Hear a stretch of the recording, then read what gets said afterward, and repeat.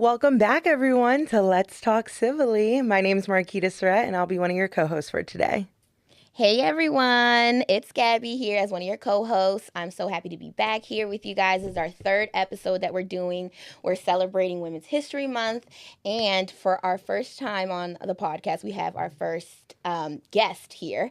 So we wanted to definitely kick off Women's History Month with a great guest for us. So we are excited to have Ariana Kelly, Executive Director of the Maryland Commission for Women, with us today. Ariana, welcome. Thank you so much. Well, tell us about you, Miss Ariana.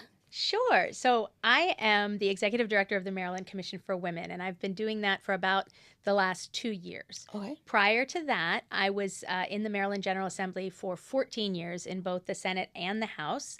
I held a number of leadership positions, but most of my priority legislation was related to women's rights. So I was involved in a lot of women's rights legislation in Annapolis. Mm-hmm. And before that, I actually had a pretty long career doing women's rights advocacy for national and statewide organizations in Maryland. So always talking for women, always fighting for women. I try. I know that's right. I love that. You're a powerhouse. Yeah. Oh, you're sweet. Thank you. Powerhouse for us females. I love that. The wonderful thing about doing women's rights is that it's collaborative, right? So I get to be part of it, but it's all the women and men and individuals I get to work with that make it so wonderful. Yeah. You're literally that line that says a girl's girl, because that's literally what your history has been, a girl's girl. So I love that. Alrighty, well, but Markyta had this great question. So before we get into some heavy conversation, we want to do a quick icebreaker on the show.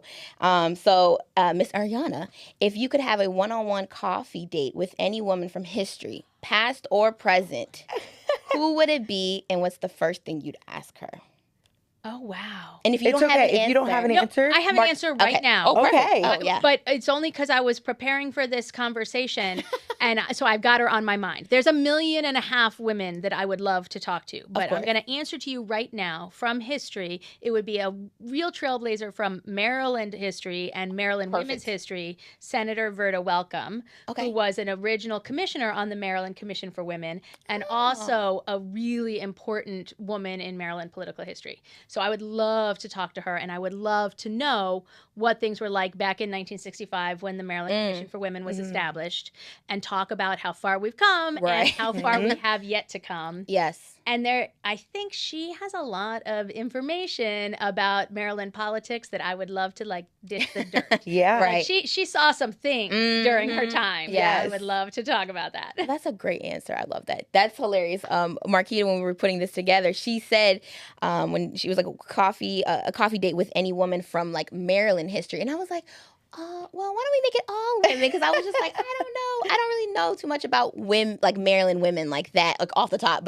And Markyta was like, oh, but Miss Ariana will definitely know. And perfect. That's hilarious. She knows my... So since you don't know, you need to know. Senator Verda Welcome, she is the only woman who has a portrait in the Maryland Senate chamber. Oh, okay. She was the first Black woman in the Maryland House and the first Black woman senator in the entire country. Wow. So she was a trailblazer, and she did really amazing things. She worked on the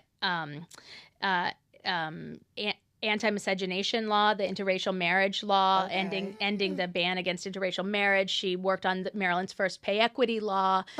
She did tremendous things. Wow, so she's someone you should know. Okay, so for my viewers, don't hate me, but can you spell her first name for me so I know? Verda, Verda. Okay, Verda. Love that. Senator Verda Welcome. Senator Verda. Okay. What about you, Markyta? Oh, my person. I feel like I can't go after you.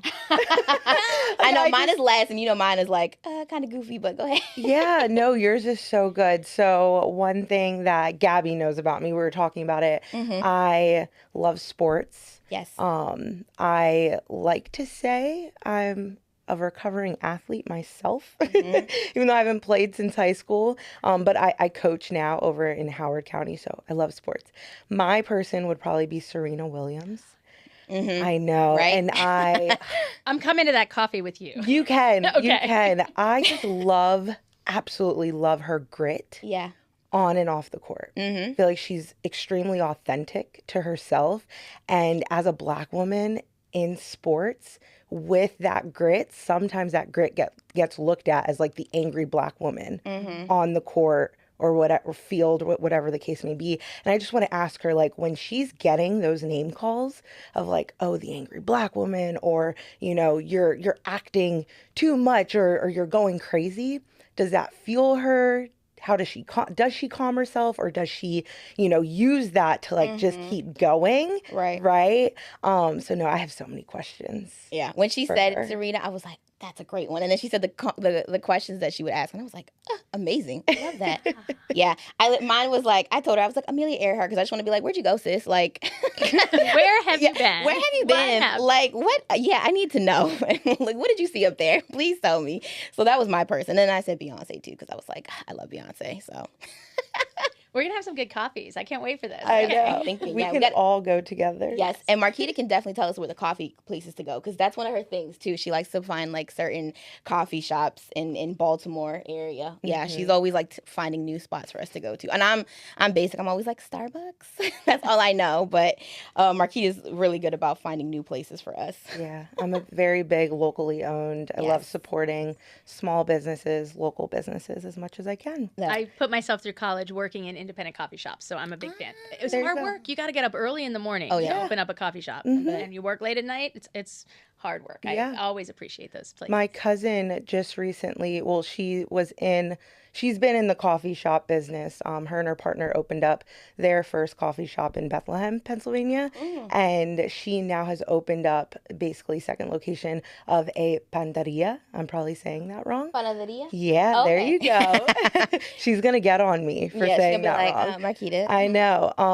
But absolutely amazing. And she tries to base all of the coffees and the pastries and her sourdoughs from our Dominican culture. So. Oh, I love that. Yeah, so I'm very big on like locally sourced farmers. Yes, I'm here for it. Take me there. We got to go to Pennsylvania then. Yes, we can take our coffee dates there. There you go. Perfect. Yes. Someone tell Serena meet us there in Pennsylvania. Right. Yeah. Okay, so Ariana, with the Maryland Commission for Women turning 60. Yep. We want to know just a little bit more of introducing this bold new vision. So for our listeners who may not know the Commission's day-to-day work, how does this new vision align with the boots on the ground needs for Maryland women today? I love this question. Thank you so much for this question. So most people don't even know we have a Maryland Commission for Women. Yeah, I didn't know. Be honest. I'll be honest. You're not alone. When the news hit that Senator Kelly was leaving the Senate to go run the Maryland Commission for Women, the number one question I heard from people was, "What's that?"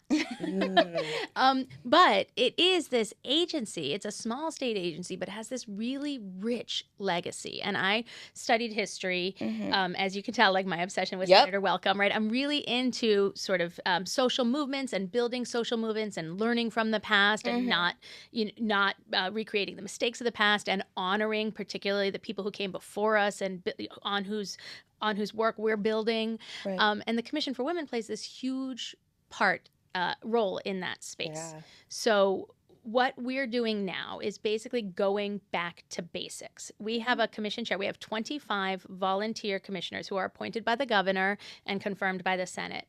And I work together with them and a very small staff of 4 to bring this commission to life. What does that mean? Right? It means that we have a statute from way back, like it originated in 1965, and it talked about what is women's role in society, how can we support women. But a lot of those ideas were from 1965. Things have changed a lot. Yeah. So we do have legislation running through the General Assembly this year that's going to modernize and update our statute, update some of the language that's a little bit outdated. When you read our original statute, it refers to women as people who need to be retrained because displaced homemakers was a big issue back then.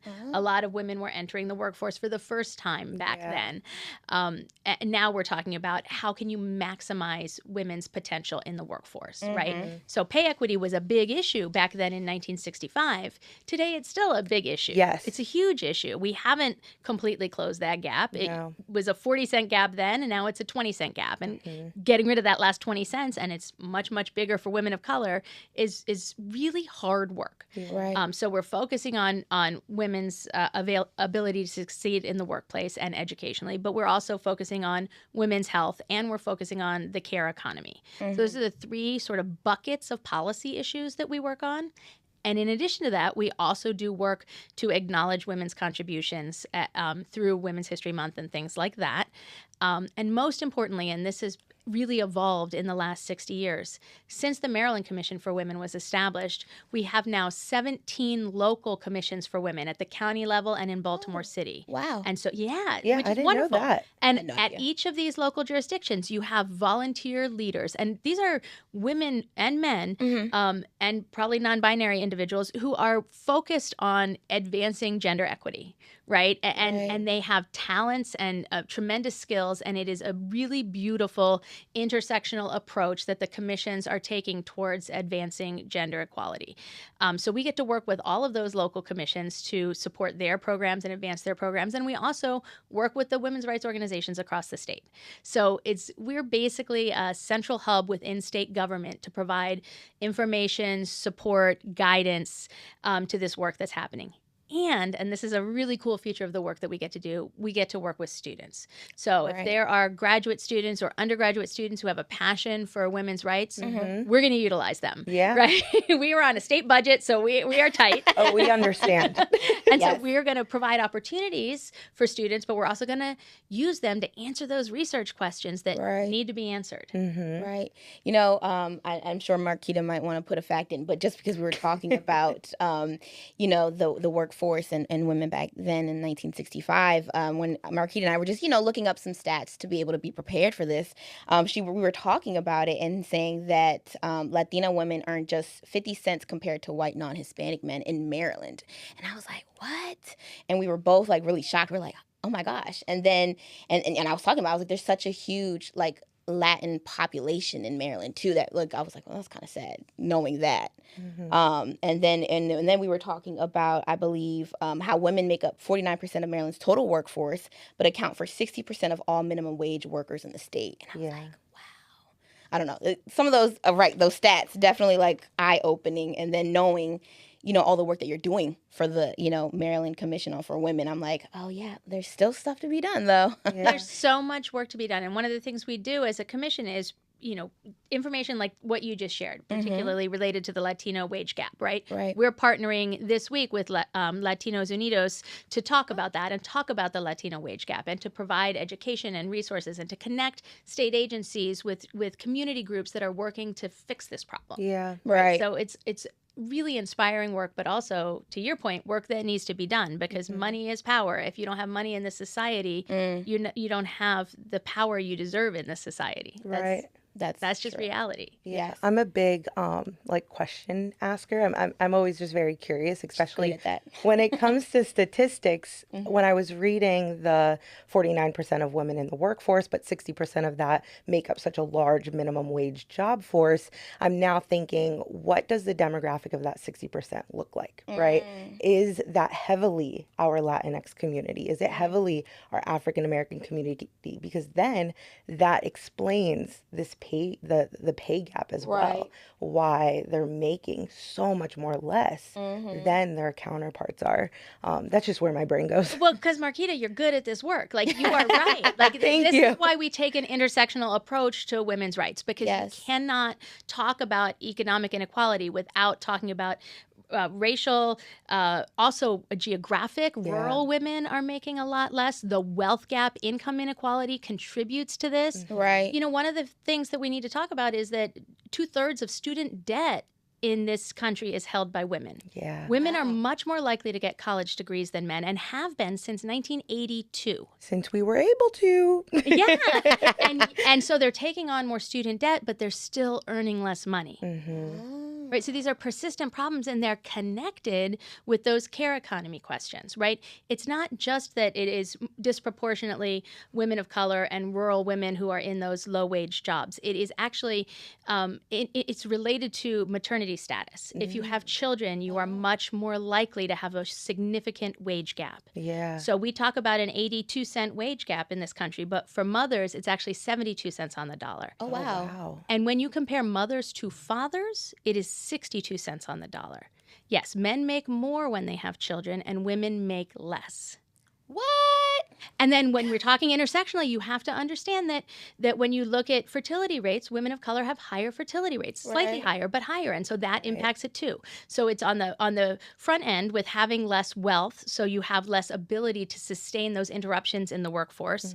You can't solve your problems with money because there's this wealth inequality that is racial in large parts, but also related to immigrant status, right? And so when you compound that wealth inequality with higher debt from education, and then you add child rearing challenges that our economy is not has not evolved to address. Yes. So it disproportionately burdens lower income women, women of color, and immigrant women. Yeah. When I was doing some research, I also found, when women of immigration status or women that aren't working your corporate America jobs, they then have babies and they need to take leave. But that leave is not, they don't have the same benefits as our corporate America women are having, right? So there's also inequity there. And I was like, this just keeps like the root, it just keeps going and going and going. Yeah, it's especially when Miss Ariana was talking, I was just thinking, I was like, and then we're talking about like single moms or like moms who have to do it by themselves. Yes. I mean, even with you're saying like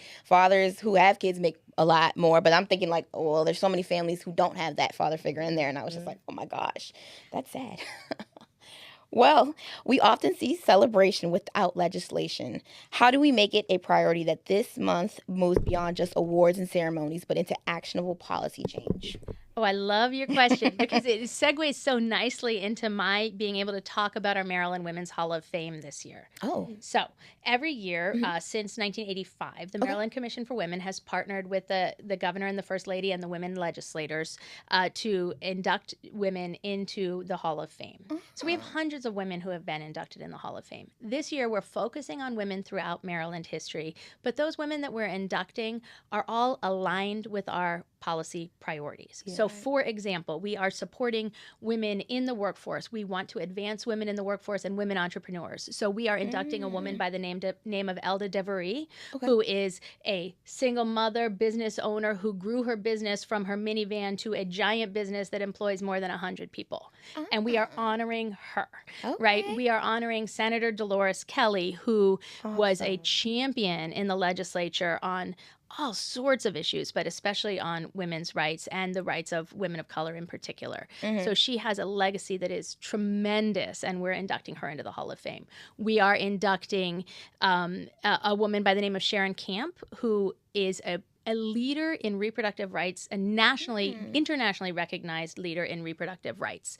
And she actually passed away, unfortunately, this fall. But during her lifetime, she was recognized for being the person who solved problems when no one else would solve them. She single-handedly, nobody does anything single-handedly, right? Right. But it was her who said, oh, emergency contraception isn't available in the United States, and it needs to be. And no pharmaceutical company wants to do this, so I'm going to found my own pharmaceutical company to make it happen. And that's why we have Plan B or any emergency contraception available today. Like visionary leaders who are also advancing women's rights. So what we're trying to do, thank you. So what we're trying to do with the inductees this year is really focus on those policy goals that we share and make sure we're honoring people who advance them. Another person that we're inducting, and then I'll stop. I'm so excited. We have eight women we're inducting this year, and they're all extraordinary. Did you know? Fun fact, because one of our policy priorities this year with the Commission for Women is to support immigrant women in particular. Okay. There is a woman by the name of Annunziata Lombardi D'Alessandro. Okay. This name sounds extremely familiar. Extremely familiar because she is the mother of Nancy Pelosi. Okay. I was like, she sounds so familiar. And she was Baltimore's first lady for many years. And during that time, we want to talk about unpaid labor. Yeah. Talk about unpaid labor. Be someone's first lady, right? You're working all the time. All the time. Nonstop. All the time. Invisible labor. And she was just such an advocate for immigrant communities. She was an immigrant herself. She went into immigrant communities, speaking their language, advancing their opportunities, making sure they had access to jobs and protections. And we wanted to highlight that. So we're inducting her also this year. Wow, that's amazing. Yeah. May I ask how you select Yes. your I was nominations? thinking that. I love your question because hopefully people will follow us next year and make sure to submit Yes. nominations. Oh, yeah. So we have a public nominations process, and then we have a selection committee. Okay. So anyone from the public can fill out a nomination form and tell us why they think someone should be nominated, why they're a visionary leader and representative of Maryland women. And then the selections committee meets and evaluates all of the nominees, and that's how the people are ultimately selected. But it's a public process, and we are trying to get people from all across the state and from all throughout history. That's beautiful. I'll be going there here and just, filling it out. I already know. I got my person already. You got your ideas. That's Yes, good. We want your ideas. And in every field, right? Like I was saying, business women who are people who are supportive of public health, people who are political in nature, legal champions, any kind of person. That's what we want. I love this. So, audience, remember, mark your calendars for next year. And the nominations open up in the fall. So okay, perfect. I'll put that on my calendar. Actually, if you follow us on our socials, you will see us promoting. Our nominations are open. Please fill out the form, and it's open for about a month. Perfect. We will also be tagging the socials as well on our podcast, so that everyone can go check out the Maryland Commission for Women on social media, and then be prepared for the nominations. I'm excited. Actually, I already know who my first person is, though. We probably have the same person. Yeah, probably. Well, good. Then that's 2 for that person. There you go. We talked a lot about families, moms. So I kind of want to pivot to you being a massive champion for paid family and medical leave. So even with the progress that you've made and we've made, just as a state, what are the invisible hurdles that still lead to career penalties for women who step away to take care of their family? Wow, that's the big question, I think. Yeah. I mean, we just talked about how the wage gap is really influenced by whether people have children or not. Right. So there's a lot of barriers. Let me talk first about positive things, because I really want to talk about the Yes. change that we're making, which is great. We fought for probably 10 years to pass the Maryland's paid family and medical leave bill, which is finally being implemented. So right now, the Maryland Department of Labor is working with businesses across the state to get started with the implementation of paid family leave.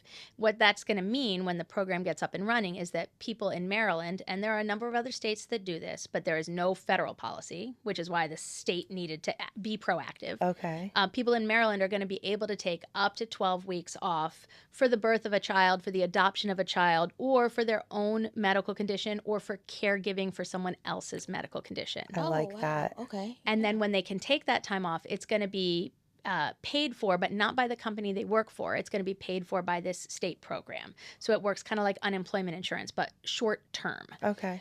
So that program is really, really, really important because it allows people to stay in the workforce even when they need to take limited times off. Right. And so it was brutal to get that bill passed. It took 10 years. It was a lot of collaboration. And I'm so, so, so excited for the work that the state of Maryland is doing in getting that program up and running. Because what we're going to see, and we know what to expect because we partnered with other states. California was the first to do this, but other states like Rhode Island and New Jersey and New York have done it as well. So we have data from their experiences. And when we in Maryland designed this program, we talked to them. We had someone from Rhode Island come in. We heard presentations from California. They said, this is what's working. This is what didn't work.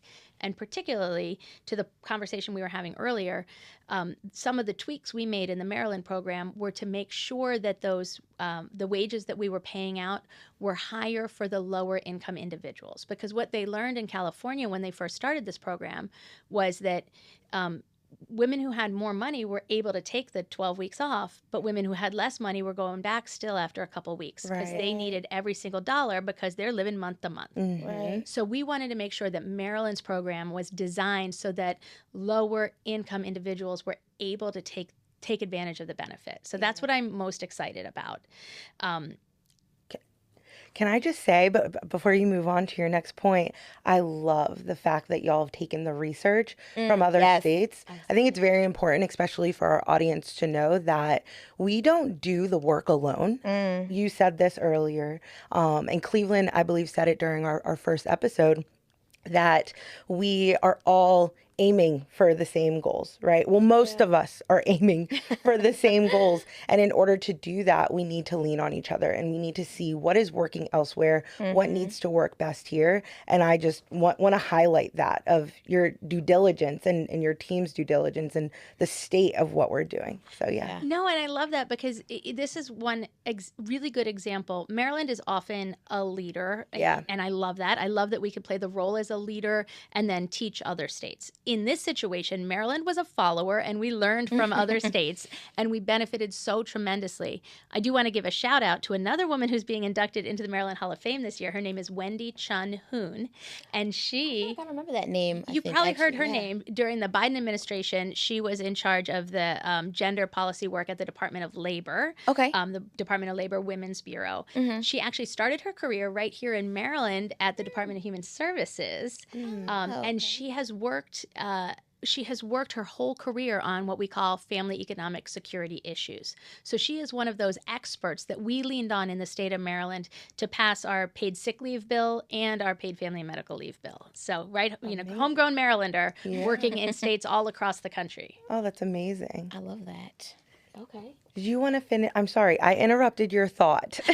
Well, your question was about what barriers still remain, and I turned it into let's tell a happy story. I love it. But there are, unfortunately, so many barriers still, right? Yeah. And this is what we have to think about. It's, having the paid family medical leave program will help people with caregiving needs. But there are really big picture questions about caregiving that we need to address. This is where we're at right now in the women's movement and why the work of people like Wendy Chun Hoon is so important. Because when we talk about, we were talking before about disparities in the pay gap. Why do we pay caregivers so little, right? If you look at the home healthcare workforce, that is predominantly women, low-income women, women of color, and immigrant women, and they get paid very little. If you look at the childcare workforce, same, right? These professions that are predominantly women, often women of color and immigrant women, aren't paid a lot of money. And it tells us something about what we value as a society. And that's the shift that needs to happen. It's a big picture, fundamental shift in how our economy works. And unfortunately, making that shift costs money and it requires government investment. That's how other countries have done it, and that's what we're going to need to do. Yeah, and I love the the advocacy and the push for it, right? Like you said this earlier, you're not doing it alone, and we need that government backing, and we need the government to understand like this is what the citizens need, right? Like this is what they need to feel as though they can survive, they can still live a peaceful and happy life, and they're able to do so without the worry and burden of all of these invisible hurdles and barriers. I love I know we're talking about happy moments and barriers, but I just want to point out wage transparency that just legally passed, right? Gabi, if you want to, talk a little bit more. Sure. I was wondering, I was like, okay. Yes, but for the Maryland's Wage Transparency Act requires employers of any size to disclose the salary range, benefits, and other compensation in all public or internal job postings. And again, not trying to tell you, Ms. Ariana, because I know you know about it, but for our audience. But now that this legislation is live, what should women entering the workforce this year actually do with that information? And how does it shift the power dynamic? I love this bill so much. And although my name was on it in the Senate, I have to give full credit to Delegate Jennifer White Holland, who was the champion behind this bill in the House. Okay. And we partnered again with national advocates who have expertise on what kind of change we're looking for. Why would we want a wage transparency bill? It seems common sense to people who are entering the workforce. Of course, you want to know what a job pays. That gives you a little bit more power. Right. You can decide whether a job is worth it to apply to or not. And also you have a little bit more guarantee that they're not going to look at you and think, because of XYZ factor, I can afford to pay them less. Right. So that levels the playing field a little bit more, which is incredibly helpful. The other thing it does, which is sort of a long-term strategy, is it allows just this sort of visibility and transparency that leads to public education around what fields are paying.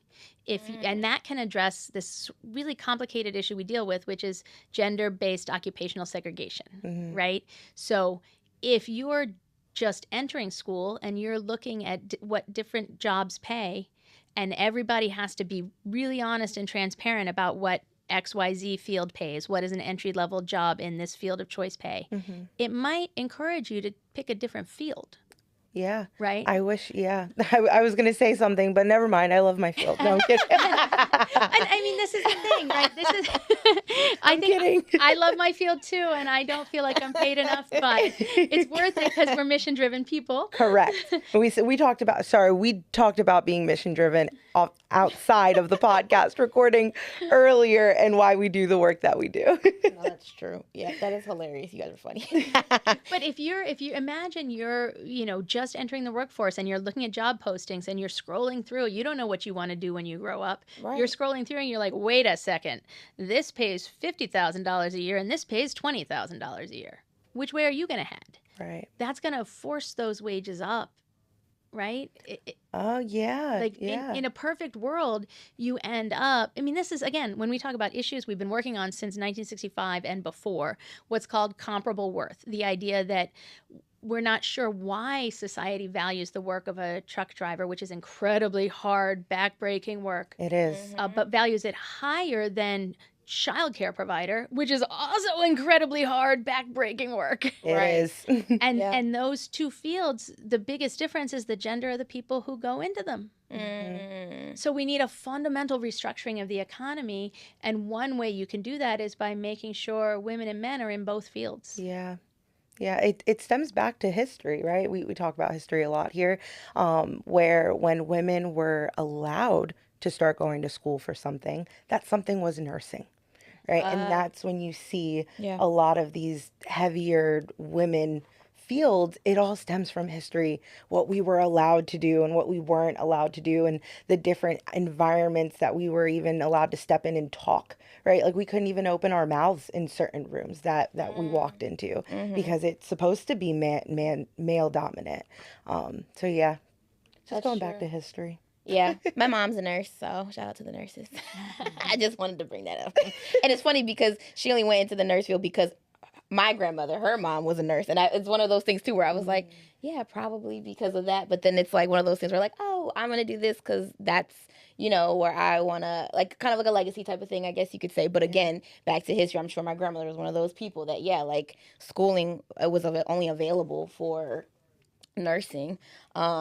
And so, and I'm pretty sure I remember, like, she was one of, like, the first classes in El Salvador because she went to school for nursing in El Salvador. And she was, like, one of the first graduates or something like that of that school, I think, was from what I heard. But I could totally be wrong, so sorry. No, I love that story about, and we all have a nurse that we love, and we all need nurses in our lives. And the wages of nurses have increased as there's become a shortage and more men are going into the field. Yes. Right? Yes. So nursing is a very good example of what we're talking about. It is. For sure. My sister-in-law is a nurse. I love her. She watches us. Shout out to sis-in-law. Yes. We talked a little bit about this, not much because she's a nominee, and I forget her name already, but she came up with Plan B in pharmacies. Oh, yes. You didn't mention it. I forgot the name, too. Dr. Sharon Camp. Dr. Sharon Camp. Thank you. Focusing back on you, though, you led the push for the Abortion Care Access Act. So now that reproductive freedom is officially enshrined in the Maryland Constitution, many people feel as though the job is done. But we all know once something may be enshrined or an act is passed, the job is never done. So what is next for the frontier for bodily autonomy? Oh, man. It is such a hard situation we are in right now. Yeah. It is, I'm heartbroken on a regular and inspired simultaneously. So I'm going to bring you back to the inspired, but first let's just dwell in the heartbreak for a minute. So Maryland was able to, thanks to the voters of Maryland, with a statewide referendum, enshrine in our Constitution protections for reproductive rights, which is incredibly important. But not every state has done that, and many, many states have gone the other direction, which means that there is a lot of pressure on Maryland's healthcare providers to provide care for people traveling from all over. There is a lot of pressure on Maryland's abortion funds to provide care that is not covered. Right. So we've been doing, we've been taking on a number of different strategies. Maryland basically has a role of, number one, we have a huge responsibility to make sure that people in Maryland still have access to care, right? We need to make sure we keep providers, we expand the pool of providers. We actually developed a clinical training program so that we're training more providers. That's amazing. And we expanded the ability, you know, we had this law in the books for a long time, which was very, very outdated, that said, rooted in history, there's a lot of interesting history here, but that said you have to be a medical doctor to provide abortion care. And you couldn't, if you were a nurse practitioner, you couldn't, if you were a physician assistant, you couldn't, if you were a nurse midwife, you couldn't. That was very out of date. Wow. So we changed that law, and now we're making sure to train a lot of new clinicians to provide care, which is really, really, really important. But money is, again, the other challenge. Like, we need to make sure that our providers can stay in business, right? And that means we have to make sure that people are able to access care where they are, right? That's one of the reasons you want to have multiple providers. Traveling is hard. If you're on the Eastern Shore, how are you going to get the care you need? You know, there are questions that we have to be able to answer in the state of Maryland for Maryland residents. And we have this newfound responsibility to people from all over the country. Right. And we'll see that, you know, with this, BWI has some low-cost airfare. So we do see people flying in from BWI because, especially if they're really under-resourced, right? It's a struggle. You know, it's one thing, and again, this is not a good situation for anybody in any state with an abortion ban. Yeah. But the thing we have to recognize is that it's a much worse situation for exactly those populations we've been talking about: lower-income women, immigrant women, women of color. Right. That's immediately what I was thinking about, especially when you said, you know, just flights and getting here, and that being a barrier of access. Huge barrier. And I will tell you, to go way, way, way back in time, when I started my career, I was a producer for PBS on a news show called To the Contrary. And the last story I did there before I switched careers and decided to run the pro-choice organization in Maryland, I flew down to Mississippi to the last abortion clinic that was open in Mississippi. It was in Jackson, Mississippi. It is unfortunately no longer, it's closed. But it stayed open for a very long time. It was one clinic they had open. And I interviewed the providers there, and I interviewed the protesters outside who were doing everything they could to shut that clinic down. And my heart was just broken listening to the stories, the barriers that the legislature kept putting up. They were creating these waiting periods, and they were harassing patients as they were coming in. And they cared for a huge population across Mississippi, including a lot of extremely poor women from the Mississippi Delta who they didn't have a car to drive to Jackson. You know, they borrowed someone's car, and they had to sleep in the car in the parking lot outside because of the 48-hour waiting periods. I mean, it was just the heartbreaking burden that was put on these individuals back then, 20 years ago, was more than I could take. And now it's so much worse. Oh, sorry, you saying that it's so much worse. We shouldn't be going back in history, you know? Like, you said this earlier, we learn history to learn from history. Yes, you did say that earlier. You know? So it's like, ooh, just it being so much worse. Yeah. But that's why I just want to shout out, because the state of Maryland, thanks to the courageous voters who just voted and said, no way, we're not going backwards. Yes. Like, we are steeled for doing this work. We have the constitutional protection, the legal protection to keep doing this work, to keep expanding access to care. Every one of the legislators knows how their constituents voted on this issue. There was only one jurisdiction that didn't support that in the whole country, in the whole state, I'm sorry. And so that means even the red jurisdictions in Maryland, those voters were pro-choice. Yeah. Thank you for that. I think that's extremely great knowledge, especially for our viewers to hear. Yeah, that's phenomenal for Marylanders. Sorry, I have a very curious, again, my curious mind questions. In that, where does the funding come from, especially when we're seeing out-of-state Marylanders come, out-of-state folks that are not Marylanders coming? Right. So there are a lot of abortion funds that are operating that are working overtime to raise money and private donations to provide people's care. But a lot of, I have seen it firsthand. Like, a lot of the providers take it out of their bottom line, which is why I'm so worried about their ability to stay in business. Okay. Right. And then we do have, of course, insurance coverage in the state of Maryland is required by law. So making sure that the patients that do have insurance can get it covered by insurance is critical. Making sure that insurance reimbursement is a high enough rate so that any medical provider, no matter what type of care you're providing, depends on insurance reimbursements being high enough to make their ends meet. So we just have to make sure that that is continuing to happen, and that is something that the Trump administration is currently challenging. Okay. Thank you. Yeah. I think that information is very important, especially for our viewers. If you're ever looking, this is something that you are extremely passionate about, and it's a cause that you, again, passionate about, looking to where you can donate. And I think understanding where the money is coming from, I think with anything, right, in our world, where is this money coming from? How is it being funded? And how can you help? And what can you do? I think is very important. So thank you for that. The other thing on reproductive health, though, I really want to touch on is on the contraception side, because we're also doing some really innovative work with contraception, and that's a place where Maryland is a leader and has been a national leader. We are trying to make sure we can expand access to over-the-counter contraception. So emergency contraception, and also there's a new over-the-counter pill called O-pill, which is a monthly birth control pill that's available over-the-counter. And we know from research that individuals who are uninsured, rural individuals, lower income individuals tend to benefit more from this over-the-counter O-pill.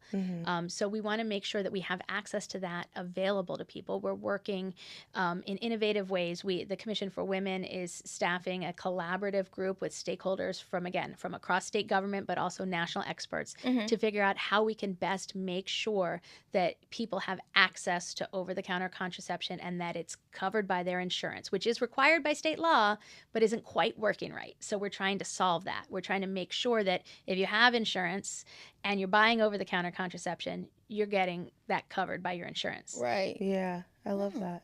So I know that, before the podcast, we were talking about you've been doing a lot of work with legislation lately and been really busy with that.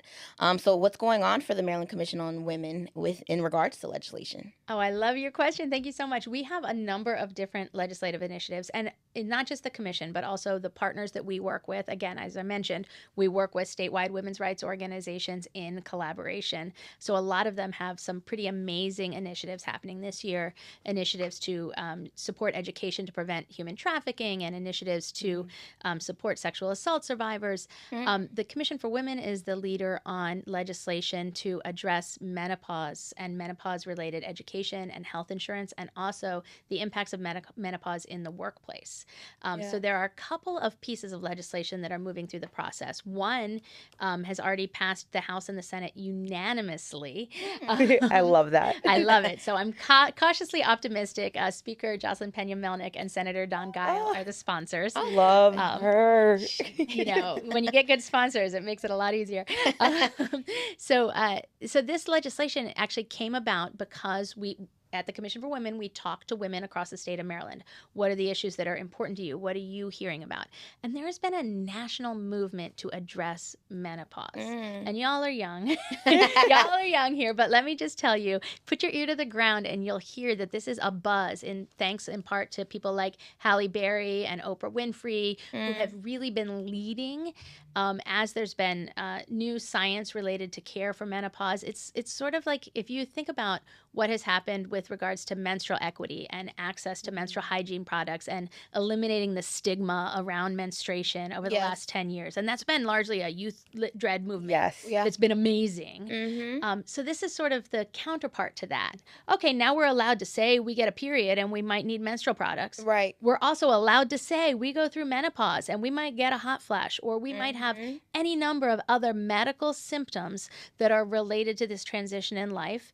And, it's a blessing. Women get to be the ones who bear children in life. But we were talking earlier about how that can burden your ability in the workplace because of discrimination against women's biology. Yes. So this legislation is going to create education for all sorts of different clinicians, not just OBGYNs, but chiropractors and therapists and everybody, so that they understand how menopause impacts women across their health. We need that because we have heard from women across the state that they've been going to clinician after clinician after clinician trying to get treatment treated going on a wild goose chase. Right. It's a waste of time and a waste of money. So increasing clinical education is going to be huge, and making sure there's insurance coverage for those treatments, huge. Yeah. And then the Commission for Women is going to spend the year doing a report to come up with best practices, looking at that research and figuring out what we can do to support women in the workplace, because we have data, and you all know it before I even say it.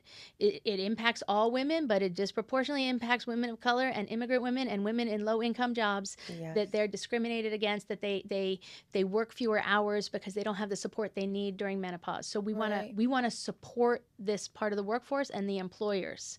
So we're going to do a report to make recommendations to the legislature for the next year. There's also another piece of legislation that passed the House and hasn't been introduced in the Senate yet, but will be heard in the Senate next week, related to workplace accommodations, and that's an anti-discrimination bill. So it would expand the existing anti-discrimination law for pregnancy to include childbirth and menopause, and that's Delegate Stephanie Smith's bill, and I'm really hopeful about that one as well. You know, when you were talking about everything with menopause, and you talked about menstruation too, I was just thinking, I was like, I remember for a while, I think when I was growing up, just a little bit, not too much, but I think, it was a very taboo thing to talk about, I think, or to mention. And then it has been something that is just like, yeah, I'm on that time or whatever. You know, it's just more of an open conversation. And with talking to some of my family members too, like even me, I'm like, that's what happens to you guys when during menopause, or like, oh, like I didn't know, like that. You know, I remember having a family member who was having a hot flash, I believe, in the mall, and for a second I felt so bad because I was kind of like, what are you tripping for? Like I don't what's going on? But then just seeing like how uncomfortable they were, and then just thinking about like, I mean, at least we were, you know, in the mall on the weekend, there wasn't anything that was holding, you know, her to being there. But then just thinking about like in workplace settings, or having to be in the office or during a meeting, and then having to go through that, I just thought about that too, where that is, I can't imagine how that must feel right now. But it is definitely something that I think it's so important to be able to have that conversation. And then especially we were talking about clinicians being able to get more information on that. And I loved how you mentioned therapists as well. And I think that's so important, especially because it's hard, you know, even talking to certain family members who are going through, I believe, the menopause phase. I'm not really sure. But like, I don't really know what to say. I'm like, damn, that sucks. You know, like, so sorry. But I think being able to know that there are, you know, other access to being able to talk about your feelings and talk about the physical changes and the emotional changes that a woman's body is going through, is so important, and it's so great. So I am very excited that that's something that we're getting, or that is in the works. Well, and you would be shocked, honestly, when I wasn't paying attention to this before it was my phase of life. I didn't realize, but when you hear these stories, it echoes everything we've known for decades about discrimination against women. You know, the increased stigma, health inequality in access to health care. We heard testimony during the hearing that Black women experience menopause symptoms differently and more persistently, so they can have disproportionate impact on them. It's not that different from what we know about Black women in childbirth. Yes, I was just going to say that. Yep. Exactly. So again, that intersectionality is incredibly important in how we address this. Halle Berry tells a story about her first doctor she went to diagnosing her with genital herpes. She didn't have genital herpes. She was in menopause, but the doctor was so poorly informed because a lot of clinicians went through their training not getting education about this. Yeah. And I thought that was a one-time story until when we were doing this research across Maryland, we heard from another woman who talked to me in my face, and she told me the exact same story. She said, exactly what happened to Halle Berry happened to me. They told me that I had herpes. I looked at my husband, who I'd been with for 35 years, and he was like, would you have something you want to tell me? Right. Yeah. But it was menopause. Yeah. Wow. Yeah. Going back to cross data, as you can probably tell, it's my thing at this point. When you were talking about how it was taboo to talk about back then with our periods, but with menopause now being brought up more so heavily, it has me thinking of the research of our workforce and the generations that we have now. And if we think we have all 5 generations in the workforce right now, research has shown, but before those 5 generations, women couldn't use their voice to even speak up about this. Right. So that fifth generation that's working with us today, they're utilizing their voice that the people, that the women before them did not have, which is amazing, right? Like, so now we're getting it. We're hearing the complaints. We want to know, like, what is going on? How do you feel discriminated against? And what work can we do in the jobs that we hold? How can we help you? And that's just what it's all about. So yeah, that cross data just came in my head, and I was like, that's why we're hearing all about it. It makes sense. It's such a beautiful intergenerational thing that we're seeing. I mean, and really, this was a youth-led change. This came from younger individuals saying, we're not taking it with the stigma or the shame. I don't live like that anymore. And their parents and grandparents learned from that, and we're like, oh yeah, me neither. Yeah, actually, funny enough, sometimes I know, like, even with me and my grandmother, I know she was very, like, old school sometimes, and I know even when I was, like, uncomfortable with me and my menstruation or anything like that, she was very, like, no, you don't speak about those things, or, oh, you know, like, Didn't we call it, like, Aunt Flo? Yes. Yeah, I was gonna say, what was the name that my mom used to, like, you don't say period in public. Yeah, or you know, like, no, you don't, like, just go and lay in your bed. If you're not feeling well, like, tough luck. A lot of people don't feel well. You still got to go through things. So I remember, and then, you know, just being me and my little rebellious self, I used to be like, no, grandma, like, if I don't feel good, I don't feel good. And I'm going to tell y'all why I don't feel good. So y'all know I'm going to be open about it. And I feel like she's even now to this day where she's just like a little bit more, you know, talkative about what's going on with her body physically. Like, she's been a lot more vocal, but for a long time, that was not appropriate as far as like talking about, like, if something was uncomfortable or physically hurting us or anything like that, you know, you didn't complain about those things.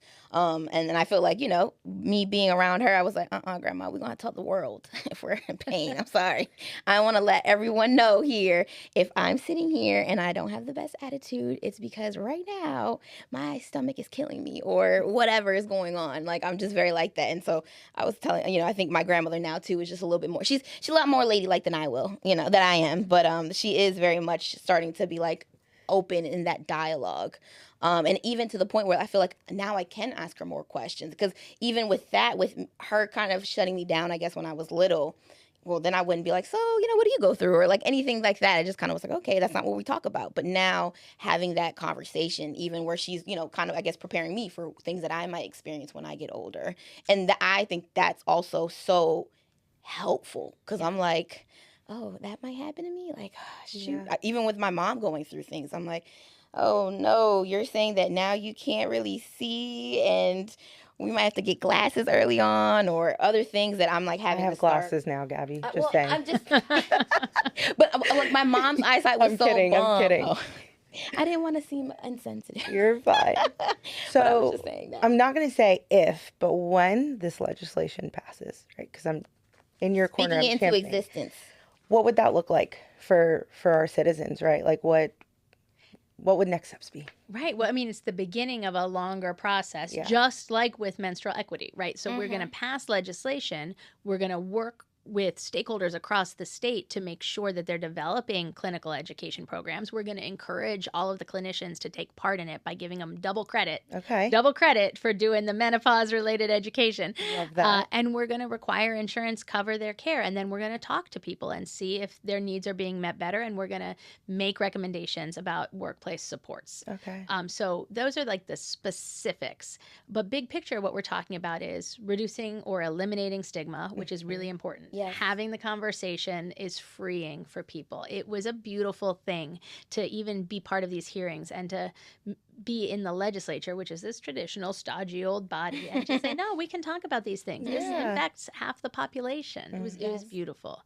I will say, Gabi, as you were talking, and I can't believe we haven't touched on this yet, when you were talking about your grandmother and we were talking about this intergenerational work, I'm going to bring up something that's sort of hard, but I wanted to just acknowledge.